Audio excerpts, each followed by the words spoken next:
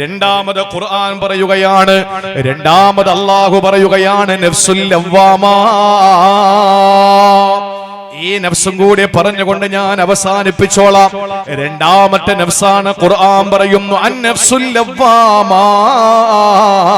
എന്താണെന്നറിയോ നഫ്സുൽ ലവ്വാമ എന്ന് പറഞ്ഞാൽ വിമർശക മനസ്സാണ്. ഇതൊന്ന് ചിന്തിക്കണേ സഹോദരങ്ങളെ. നാളെ നമ്മൾ തന്നെ നമ്മളെ കുറ്റം പറയുമെന്നാണ്. അതാണ് നമ്മൾ ഗൗരവത്തിൽ മനസ്സിലാക്കേണ്ടത്.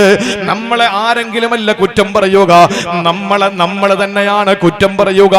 അല്ലാഹുവിന്റെ വിശുദ്ധ ഖുർആൻ സൂറത്തുൽ ഖിയാമയിൽ അല്ലാഹ് പറഞ്ഞല്ലോ, ലാ ഉഖ്സിമു ബിയൗമിൽ ഖിയാമ വലാ ഉഖ്സിമു ബിന്നഫ്സിൽ ലവ്വാമാ. അല്ലാഹു സത്യം ചെയ്തുകൊണ്ട് പറഞ്ഞ, അല്ലാഹ് സത്യം ചെയ്യാൻ വേണ്ടിയിട്ട് പറഞ്ഞ ഒരു നഫ്സ് ഏതാണ്? ആ നഫ്സിന്റെ സഹോദരങ്ങളെ നഫ്സുൽ ലവ്വാമയ എന്ന് പറഞ്ഞാൽ വിമർശക മനസ്സാണ്. നമ്മളെ വിമർശിക്കുന്ന ഒരു മനസ്സിന്റെ അത്രേ എന്ന് പറഞ്ഞാൽ നാളെ റബ്ബിന്റെ കോടതിയിൽ നമ്മൾ ചെല്ലുമ്പോ നമ്മളെ തന്നെ കുറ്റപ്പെടുത്തുമെന്നാണ്.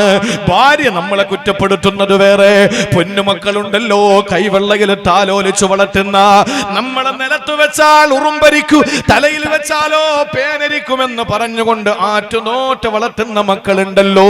കൈ വളരുന്നുണ്ടോ കാല് വളരുന്നുണ്ടോ എന്ന് നോക്കിയിട്ട് പൊന്നുപോലെ താലോലിച്ച് താരാട്ട് പാട്ടുപാടി ഉറക്കുന്ന പൊന്നുമക്കളുണ്ടല്ലോ. ആ മക്കള് വഴിതെറ്റിപ്പോയാ, കഞ്ചാവിനടിമപ്പെട്ടു പോയാൽ, ആ പൊന്നുമക്കൾ ഏതെങ്കിലുമൊക്കെ മോശമായ രീതിയിലേക്ക് കടന്നു പോയാ നമ്മൾ പറഞ്ഞിട്ട് കേൾക്കാത്തതല്ലേ? അല്ല ഉമ്മ, അല്ല വാപ്പാ, നാളെ പരലോകത്ത് ചെല്ലുമ്പോ നമ്മൾ അല്ലാഹുവിന്റെ മുന്നിൽ നിൽക്കണമല്ലോ. അവിടെ നിൽക്കുമ്പോൾ പടച്ച തമ്പുരാൻ പറയുന്നത് നിന്റെ വാപ്പയുടെ, നിന്റെ ഉമ്മയുടെ, അല്ലെങ്കിൽ നമ്മളെ മക്കളുടെ അവസ്ഥകൾ നാളെ പരലോകത്ത് വെച്ച് അല്ലാഹുവിന്റെ പരലോകമെന്ന മഹ്ശറ എന്ന കോടതിയുണ്ടല്ലോ. ഒരു ചാൻ മുകളിൽ കത്തിജ്വലിച്ചു നിൽക്കുന്ന അരുണന്റെ കിരണമേറ്റുകൊണ്ട് ചെമ്പത്തറ താപം കൊണ്ട് വിറക്കുമ്പോ ആരോരുമില്ലാത്ത മഹ്ശറ വനസഭയിൽ അല്ലാഹു റബ്ബുൽ ഇസ്സത്തിന്റെ മുന്നിൽ വെച്ച് നമ്മുടെ മക്കൾ പറയുന്ന ഒരു വാക്കുണ്ട്. എന്താണെന്നറിയോ? നമ്മൾ വലിയ നിസ്കാരക്കാരാ, നമ്മൾ വലിയ സാത്വികമായി ജീവിച്ചവരാ, അതുകൊണ്ട് തന്നെ സ്വർഗത്തിലേക്ക് പോകാൻ വേണ്ടിയിട്ട് തയ്യാറെടുക്കുമ്പോ നമ്മുടെ മക്കളതാ വിളിച്ചു പറയുകയാണ്, ഏയ് നിൽക്കണേ അവിടെ, ഇവിടെ കഞ്ചാവിനടിമപ്പെട്ടു പോയ മക്കൾ നാളെ പരലോകത്ത് നമുക്ക് എതിരാണ്. ഇവിടെ മറ്റുള്ളവന്റെ കൈപിടിച്ചിറങ്ങിപ്പോയ പെൺമക്കളുണ്ടല്ലോ, നാളെ പരലോകത്ത് വരുമ്പോ നമുക്കെതിരാണ്. അവര് പറയും, അല്ലാഹുവേ വാതിഹിമൽ ഉഫൈനി മിനൽ അദാബ്, ഇരട്ടി ശിക്ഷ കൊടുക്കണേ അല്ലാ. എന്റെ വാപ്പാക്ക് ഇരട്ടി ശിക്ഷ കൊടുക്കണേ റബ്ബേ, എന്റെ ഉമ്മാക്ക് ഇരട്ടി ശിക്ഷ കൊടുക്കണേ റബ്ബേ. വൽഅനഹുമൽ അനന കബീറാ, നീ അവരെ ശപിക്കണേ എന്ന് പറഞ്ഞു മാതാപിതാക്കൾക്കെതിരെ മക്കൾ നാളെ വക്കാലത്ത് പിടിക്കുന്ന കാലം വരുമെന്നാ. ഇതൊക്കെ നമ്മൾ പഠിച്ചതാണ്, ഇതൊക്കെ നമുക്ക് ഉൾക്കൊള്ളാൻ പറ്റും. എന്തുകൊണ്ടാ? മക്കളെ രക്ഷപ്പെടാൻ വേണ്ടിയിട്ട് നമ്മളെ ഒറ്റുകൊടുക്കുന്നതാ. പരലോകം അങ്ങനെയാണ്. യൗമ യഫിറുൽ മർഉ മിൻ അഖീ വ ഉമ്മിഹി വ അബീ വ സാഹിബതിഹി വ ബനീ ലികുല്ലി ഇംരിഇൻ മിൻഹും യൗമഇദിൻ ശഅനു യുഗ്നീ. അവിടെ വാപ്പ ഉമ്മ എന്ന ബന്ധമില്ല, പൊന്നുമക്കൾ എന്നുള്ള ബന്ധമില്ല, അവിടെ ഭാര്യ ഭർത്താവ് എന്ന ബന്ധമില്ല. എല്ലാവരും സ്വന്തം രക്ഷയ്ക്ക് വേണ്ടി നെട്ടോട്ടമോടുമ്പോ അവർ പരസ്പരം മറ്റുള്ളവരെ പഴിചാരുന്നതിൽ നമുക്ക് സംശയിക്കേണ്ടതില്ല. പക്ഷെ അതല്ല ഇവിടെ പറയുന്നത്. അല്ലാഹു പറയുന്ന നഫ്സുൽ ലവ്വാമ ഏതെന്നറിയോ? നാളെ നമ്മളെ തന്നെ കുറ്റപ്പെടുത്തുമെന്നാണ്. മഹാനായ അനസ് ഹസൻ റളിയല്ലാഹു തആല അൻഹു പറഞ്ഞതെന്തെന്നറിയോ? ലൈസ അഹദും മിൻ അഹ്ലി സമാവാതി വൽ അർള്, ആകാശഭൂമിയിലുള്ള എല്ലാ ഓരോരുത്തരും ഇല്ലാ യലൂമു നഫ്സഹു യൗമൽ ഖിയാമ, പരലോകത്ത് അവരെ തന്നെ കുറ്റപ്പെടുത്തുമെന്നാ. എങ്ങനെയാണെന്ന് ഇക്രിമ റളിയല്ലാഹു അൻഹു നമ്മെ പഠിപ്പിച്ചു. യലൂമു അലൽ ഖൈരി, ഇവിടെ നമസ്കരിച്ചവര്, നോമ്പ് പിടിച്ചവര്, ജീവിതത്തിൽ സുകൃതം ചെയ്തവര്. ഈ നാട്ടിലെ ഒരാളെ സങ്കല്പിക്ക്, നല്ല മനുഷ്യനാണ്, 5 നേരം പള്ളിയിലെ ജമാഅത്ത് നിസ്കാരത്തിനുണ്ട്, നോമ്പ് പിടിക്കുന്ന മനുഷ്യനാണ്, നല്ല നിലയിൽ ജീവിക്കുന്ന ഒരു മനുഷ്യനാണ്. അയാൾ മരണപ്പെട്ട് നാളെ പരലോകത്ത് ഖിയാമത്തിൽ വരുമ്പോ, നാളെ അവിടെ നിർത്തപ്പെടുന്ന ദിവസത്തിൽ അയാൾ സ്വന്തം കുറ്റപ്പെടുത്തും. അതെന്തിനാ? ഇവിടെ നല്ലപോലെ ജീവിച്ച ഒരാളെ നാളെ ആഖിറത്തിൽ വരുമ്പോ സ്വയം കുറ്റപ്പെടുത്തും. എന്തിനു വേണ്ടിയാണ്? ഇക്രിമ റളിയല്ലാഹു അൻഹു പറയാ, അയാള് സ്വയം കുറ്റപ്പെടുത്തിയിട്ട് പറയും, ലൗ ഫഅൽതു കദാ വകദാ, ഇന്നതൊക്കെ ചെയ്യാമായിരുന്നല്ലോ, ഞാൻ ചെയ്തു, പക്ഷെ വേറെ കുറെ കാര്യങ്ങൾ ഇവിടെ ചെയ്യാമായിരുന്നല്ലോ, പറ്റിയില്ല, നീ സമ്മതിച്ചില്ല എന്ന് നമ്മളോട് നമ്മൾ തന്നെ പറയും. അതാണ് വലാ ഉഖ്സിമു ബിന്നഫ്സിൽ ലവ്വാമ. അല്ലാഹുവിന്റെ ഖുർആൻ പറഞ്ഞത് സ്വയം കുറ്റപ്പെടുത്തുന്ന വിമർശിക്കുന്ന വിമർശക മനസ്സെന്ന് പറയുന്നത് നമ്മളെ തന്നെ നാളെ കുറ്റപ്പെടുത്തുമെന്നാണ്. അപ്പൊ തിന്മ ചെയ്തവന്റെ അവസ്ഥയോ? ഇക്രിമ റളിയല്ലാഹു അൻഹു പറയുകയാണ്, യലൂമു അലശ്ശർരി, തിന്മ ചെയ്ത മനുഷ്യൻ അവനെ കുറ്റപ്പെടുത്തും. എന്തു പറഞ്ഞുകൊണ്ടാ? യാ ലൈതനീ ലം അഫ്അൽ, യാ ലൈതനീ ലം അഫ്അൽ, അല്ലാഹുവേ ഞാനത് ചെയ്യാതിരുന്നെങ്കിൽ എത്ര നന്നായിരുന്നു എന്ന് തിന്മ ചെയ്തു പോയ ആളുകൾ പരസ്പരം അവരെ തന്നെ കുറ്റപ്പെടുത്തുമെന്നാണ്. എന്തൊരു കോടതിയാണ് അല്ലാഹുവിന്റെ കോടതി! നമ്മുടെ ദുനിയാവിലെ കോടതിയിൽ നമ്മളെ കാശ് വാങ്ങിയ വക്കീല് നമുക്കെതിരായിട്ട് നിൽക്കൂല. നമ്മൾ കൊണ്ടുപോകുന്ന സാക്ഷികൾ നമുക്ക് അനുകൂലമായി നിൽക്കും. നമ്മളെ പറ്റി രക്ഷപ്പെടുത്താനല്ലേ നോക്കുള്ളൂ. ഇതാണ് ദുനിയാവിന്റെ കോടതി. ആഖിറത്തിന്റെ കോടതി അങ്ങനല്ല. ആഖിറത്തിന്റെ കോടതി പരസ്പരം ആളുകൾ അങ്ങോട്ടും ഇങ്ങോട്ടും കുറ്റപ്പെടുത്തുന്നതിനപ്പുറത്ത് സ്വയം കുറ്റപ്പെടുത്തുന്ന ഒരവസ്ഥ ഉണ്ടാകുമെന്ന് ആദരവായ പ്രവാചകൻ നബി മുഹമ്മദ് മുസ്തഫ.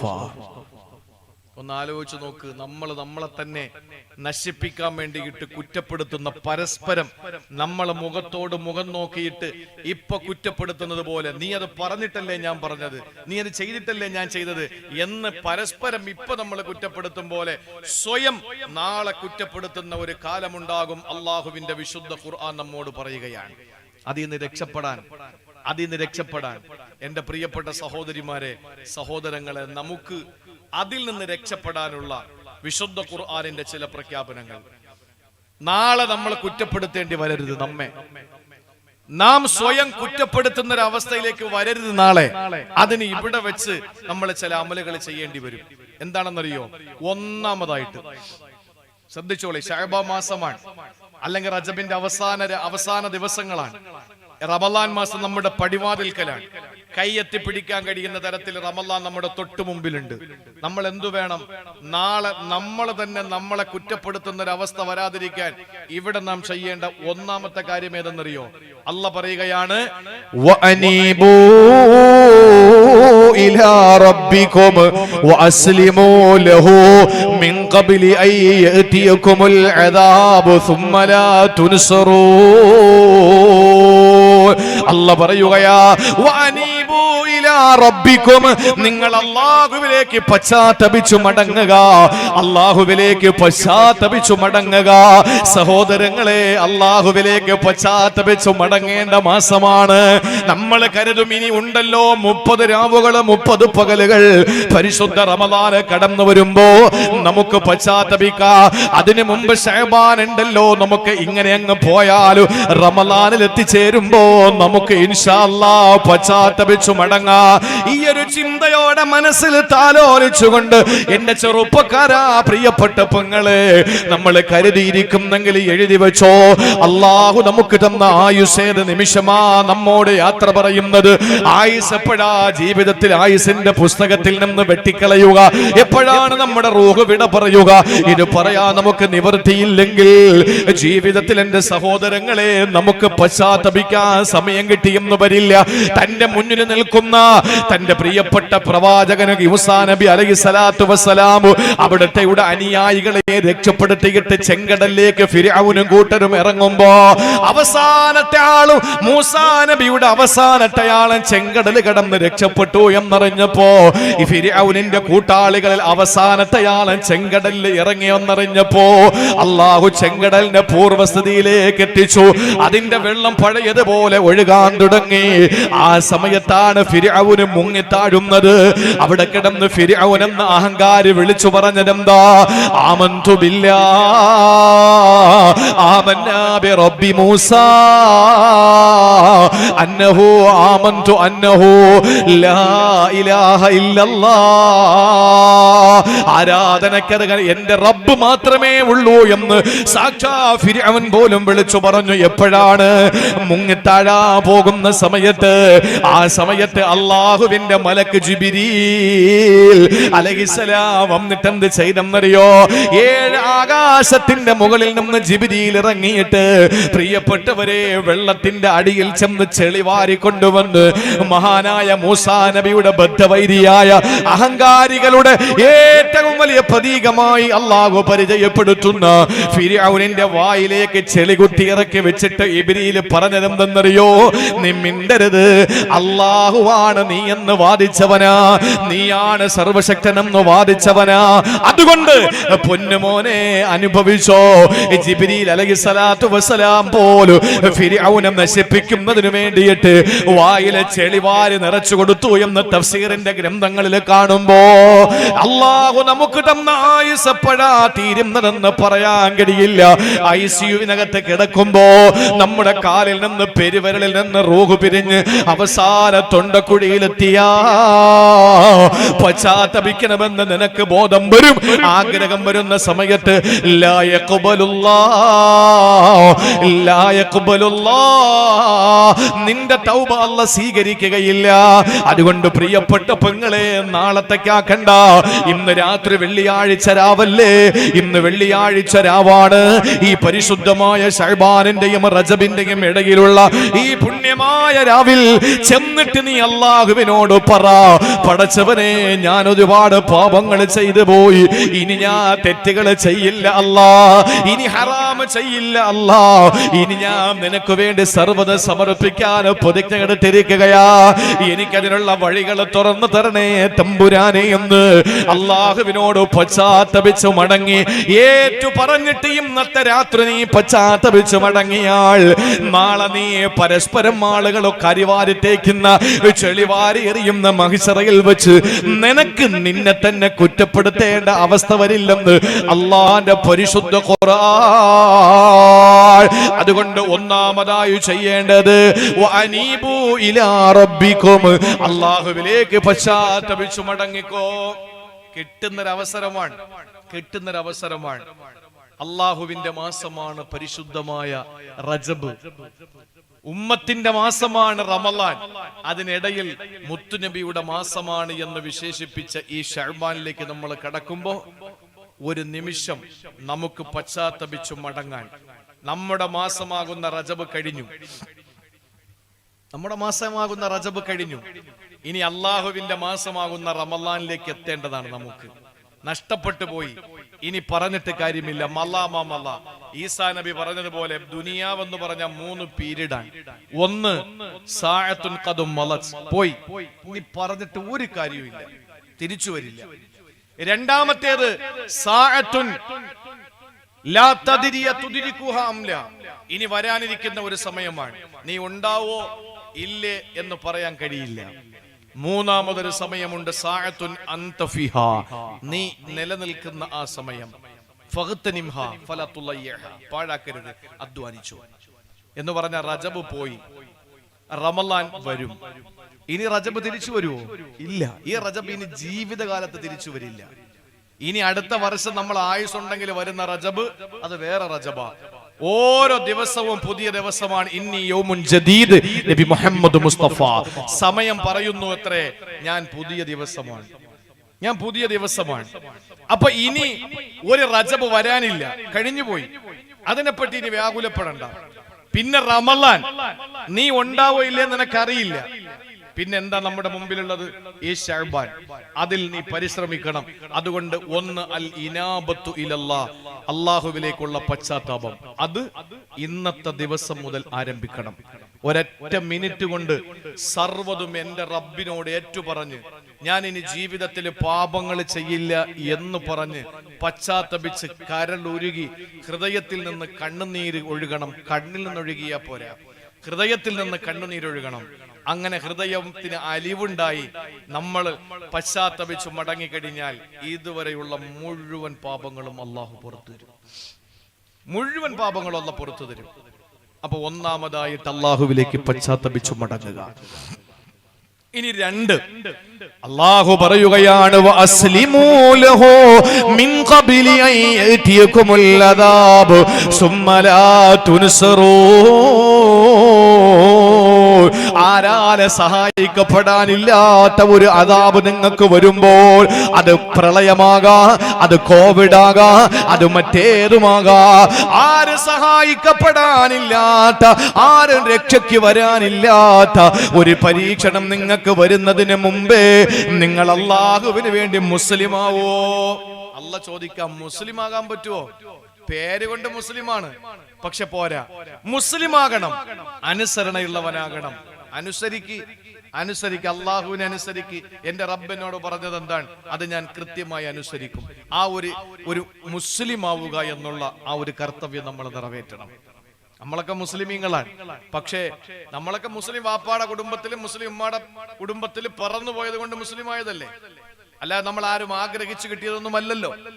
നമ്മൾക്കൊക്കെ അല്ലാഹു തആല തന്നത് നമ്മൾ മുസ്ലിം കുടുംബത്തിലും മുസ്ലിം ബാപ്പാന്റെ മുസ്ലിം ഉമ്മാന്റെ ആ കുടുംബത്തിൽ പറന്ന് നമ്മൾ മുസ്ലിമായി. അപ്പൊ ഈ മുസ്ലിം ആവുക എന്നുള്ളത് നമുക്ക് അല്ലാഹു ചോദിക്കാതെ ആഗ്രഹിക്കാതെ നമുക്ക് കിട്ടിയതിനെ കൊണ്ടു നടക്കാനൊക്കെ നമ്മൾ പഠിക്കണ്ടേ? ഇത് എന്ത് മതമാ എന്റെ പ്രിയപ്പെട്ട പെങ്ങളെ? ലൂത്ത് നബിയുടെ ഭാര്യയ്ക്ക് കൊടുക്കാത്തതാണ് നിങ്ങൾക്കല്ല തന്നത്. നൂഹ് നബിയുടെ മോന് കൊടുക്കാത്തതാണ് ചെറുപ്പക്കാരാ നിങ്ങൾക്ക് തന്നത്. അഷ്റഫുൽ ഖൽക്കിന്റെ മൂത്താപ്പാക്ക് കൊടുക്കാത്തതാണ് എന്റെ പ്രിയപ്പെട്ട ഉപ്പമാരെ നിങ്ങൾക്ക് തന്നത്. ആസിയ ബീവിയുടെ പ്രിയപ്പെട്ട ഭർത്താവിന് കിട്ടാത്തതാണ് എന്റെ ഭർത്താക്കന്മാരെ അല്ലാഹു നിങ്ങൾക്ക് തന്നത്. അപ്പൊ ആ ഒരു ഈമാനും ഹിദായത്തും തൗഫീഖും അല്ലാഹു തന്നെങ്കിൽ അത് കളഞ്ഞു കുളിക്കാതെയെങ്കിലും നമുക്ക് കൊണ്ട് നടന്നൂടെ? അതുകൊണ്ട് മുസ്ലിം ആവുക, അല്ലാഹുവിന് വേണ്ടി അനുസരണയുള്ളവനാവുക. അതിനുവേണ്ടിയുള്ള സമയങ്ങളാണ് മുന്നിലേക്ക് വരുന്നത്. മൂന്നാമതായി അല്ലാഹ് പറയുന്നു,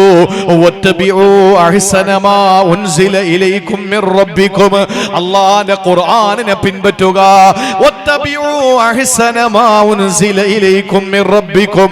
നിങ്ങളുടെ നാഥനിൽ നിന്ന് നിങ്ങൾക്ക് അവതരിപ്പിക്കപ്പെട്ട അല്ലാഹുവിന്റെ വിശുദ്ധ ഖുർആനിനെ നിങ്ങൾ പിൻപറ്റുക. ഈ മൂന്ന് കാര്യം നിങ്ങൾ ചെയ്യുമോ? അല്ലാഹുവിന്റെ ഖുർആൻ നമ്മുടെ മുന്നിൽ വെച്ച മൂന്ന് കാര്യങ്ങളാ. ഒന്ന് അൽ ഇനാബത്തു ഇലല്ലാഹ്, അല്ലാഹുവിലേക്ക് പശ്ചാത്തപിച്ചു മടങ്ങലാണ്. രണ്ടാമത് മുസ്ലിമായി ജീവിക്കലാണ്. മൂന്നാമത്തേത് ഖുർആനിനെ പിൻപറ്റലാണ്. ഇത് മൂന്നും നിങ്ങൾ ചെയ്യണം. എന്തിനെന്നറിയോ? ഇനി ഒരു ദിവസം നിങ്ങൾക്ക് വരാനുണ്ട്. ആ ദിവസം ഏതാ? അന്തകൂല നഫ്സുന യാ ഹസ്റതാ അലാ മാ ഫറത്തു ഫീ ജംബില്ലാഹ് വഇൻ കുന്തു ലമിന സാഖിരീൻ. നാളെ പരലോകത്ത് ചെന്നിട്ട് നീ പറയും, അല്ലാഹുവേ, ഞാൻ എന്റെ റബ്ബിന് വേണ്ടി ഒന്നും ചെയ്തില്ലല്ലോ. അതാണ് കുറ്റപ്പെടുത്തുന്ന മനസ്സ്. പരലോകത്തെന്നിട്ട് നമ്മൾ പറയാൻ, അല്ലാഹുവേ, നിനക്ക് വേണ്ടി ഒന്നും ചെയ്യാൻ എനിക്ക് പറ്റിയില്ലല്ലോ പടച്ചവനെ, നമ്മൾ പറയാൻ. രണ്ടാമത് പറയുന്നത് എന്താ? ഔ തഖൂല ലൗ അന്നല്ലാഹ ഹദാനി ലകുന്തു മിനൽ മുത്തഖീൻ. അല്ലാഹുവേ, നീ എനിക്ക് ഹിദായത്ത് തരാത്തത് കൊണ്ടല്ലേ, എങ്കിൽ ഞാൻ ചെയ്തേനല്ലോ. അപ്പൊ കുറ്റ റബ്ബിനെ കുറ്റം മണ്ടൽ വെച്ച് കൊടുക്കാൻ, അള്ളാന്റെ മണ്ടക്കിരിക്കട്ടെ മുഴുവനും, എല്ലാം കൂടെ റബ്ബിന്റെ മുകളിൽ വെച്ച് കൊടുക്കുന്നു. എന്നിട്ട് ഒരു കാര്യം കൂടി നമ്മൾ പറയും അവിടെ വെച്ച് കുറ്റപ്പെടുത്തിക്കൊണ്ട്, എന്താണെന്നറിയോ? ശിക്ഷ വരുമ്പോൾ ലൗ അന്നലി കറതൻ ഫാകൂന മിനൽ മുഹ്സിനീൻ. അല്ലാഹുവേ, ഒരിക്കൽ കൂടി ഭൂമി ലോകത്ത് പോകാൻ എനിക്ക് കഴിഞ്ഞാൽ ഞാൻ നല്ല കാര്യങ്ങൾ ചെയ്തു വന്നേക്കാം. ഒരൊറ്റ വട്ടം കൂടി എനിക്ക് പോകാനുള്ള അനുമതി കിട്ടിയാൽ മതി. എനിക്ക് ഒരൊറ്റ വട്ടം കൂടി ഭൂമി ലോകത്ത് തിരിച്ചു പോകാൻ. അങ്ങനെ വരുവോ? ആരെങ്കിലും വരുവോ?